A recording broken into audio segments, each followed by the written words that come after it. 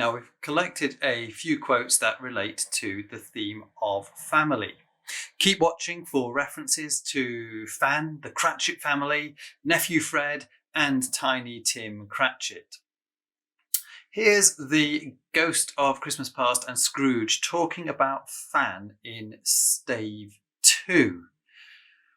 Always a delicate creature whom a breath might have withered, said the ghost, but she had a large heart. So she had, cried Scrooge. You're right. I'll not gainsay it, spirit, God forbid. She died a woman, said the ghost, and had, as I think, children. One child, Scrooge returned. True, said the ghost, your nephew. The Ghost of Christmas Past reminds Scrooge of the loving and affectionate relationship he had with his sister Fan. The spirit shows Scrooge that he has the chance for a similar relationship with his nephew, but he has been rejecting it up until this point. The following is Dickens' description of the Cratchits in stave 3.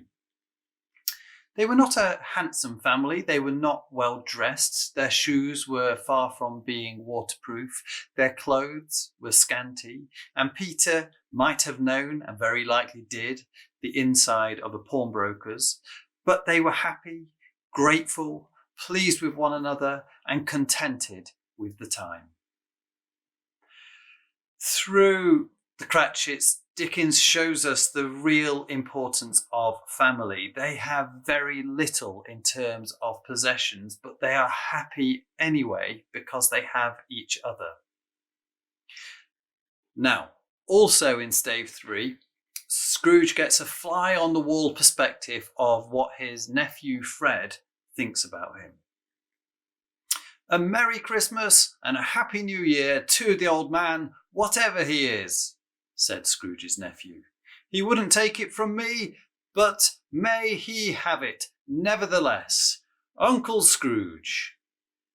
And throughout the novella, Fred shows Scrooge unconditional love, even when it isn't returned. Dickens uses Fred as an example of how families should treat each other, with an open heart and a willingness to forgive. What happens to Tiny Tim? Well, you probably know, but this is where we find out in stave 5. Scrooge was better than his word. He did all and infinitely more, and to Tiny Tim, who did not die, he was a second father.